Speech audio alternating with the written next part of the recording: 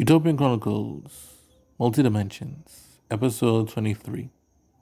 The four kingdoms began to fall.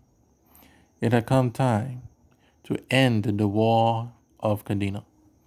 Angelo had set his forces out to carry out their plans to overthrow the government, while the kingdoms were at their individual capitals.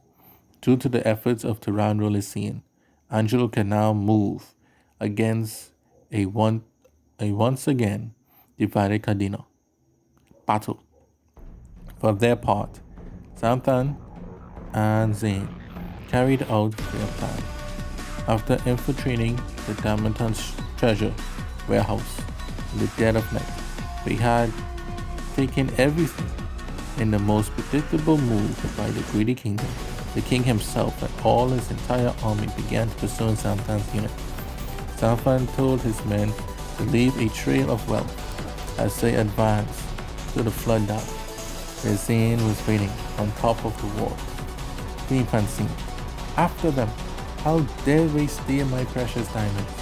Oh, I feel so naked without them. King Pataro, don't worry, my queen.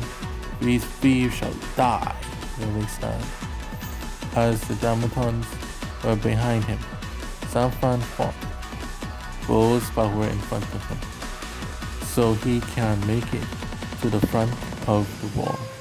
When he arrived, he ordered the men to drop everything and climb to the hills. He even rode his horse up the dam stairs to where Zane was.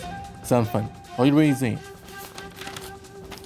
All I have to do is slam down on the middle piece of this wall, and a crack should break the center of the wall, and it slips up for Damaton. Xanthan, good, start breakdancing. As Zane began to dance, the entire Damaton army and leadership were in front of the wall, picking off their treasure. They were completely unaware of what was about to happen. Daman Ace called. Quick, men, start picking up the goods.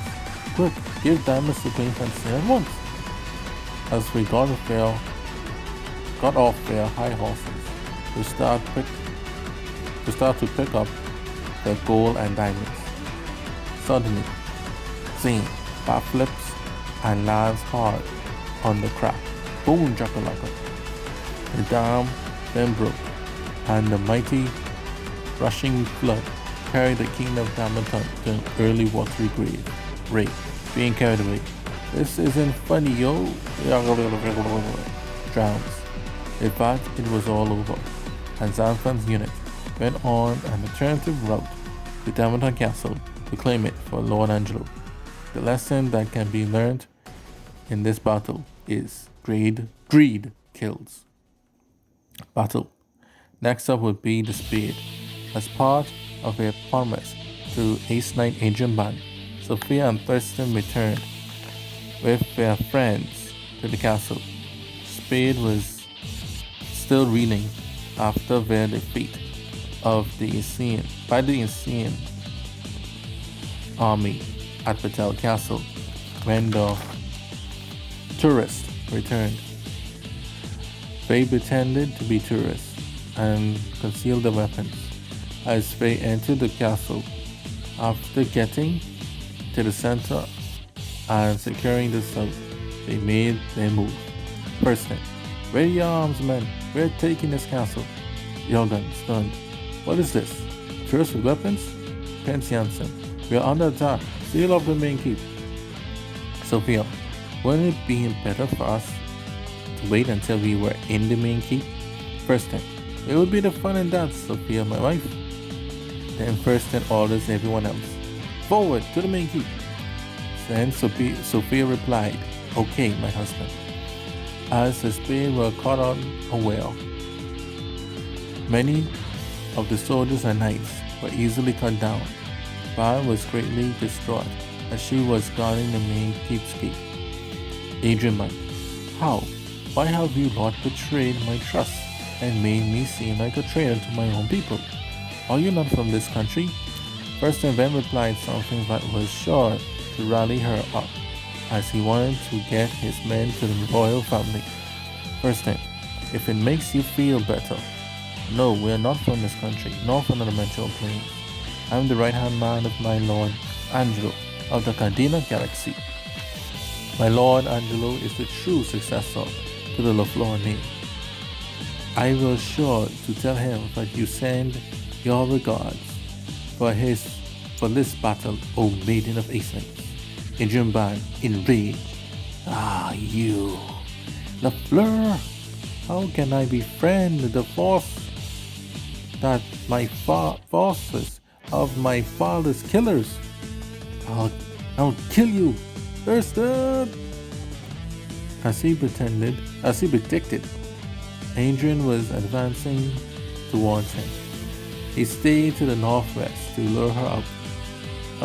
After she passed the secret path where Sophia laid in wait, Sophia's unit made a break for the main keep.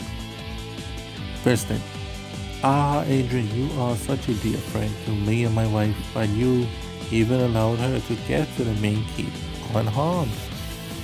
Adrian, looking back and realizing what she had done. Oh no, to our family. Father, my life isn't worthy of being called any slave. Thurston, nonsense. You would do far better fighting for my lord, Angelo, than these worthless spade forces. Seeing that all hope was lost, and everything that she ever worked for was now crumbling, Adrian Byrne decided to take her blade and slit her throat. Adrian, I'd rather die than to live as a turncoat. Slits her throat. Thurston, with great pity. Alas, another talent wasted. Then he proceeds to walk over a dead body and orders his men. Let's finish this enemy already. King Sebastian. No! Adrian! Queen Helemony. She should have trusted them. Soon after getting through the main keep, the Spade royal family were defeated, and the Etruscan flag stood high on top of their castle.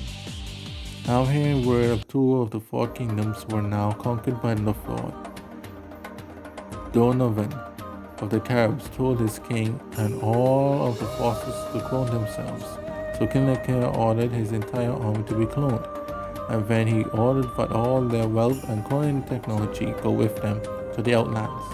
He hoped that Angelo wouldn't pursue them if they were abandoning the kingdom to him.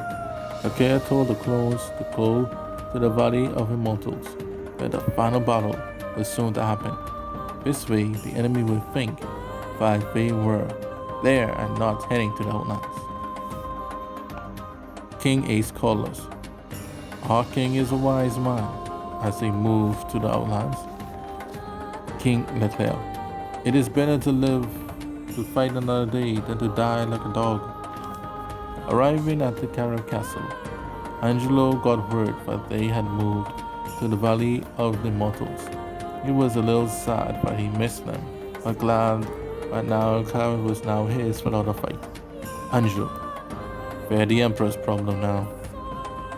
The time that the final battle starts would be the same time my forces would reunite again and head to Houghton. Yeah. I shall deal personally with that self-righteous fool. Then I shall return to Bankron to take what's rightfully mine. Wait for me, brother. Kerry. I shall avenge you soon.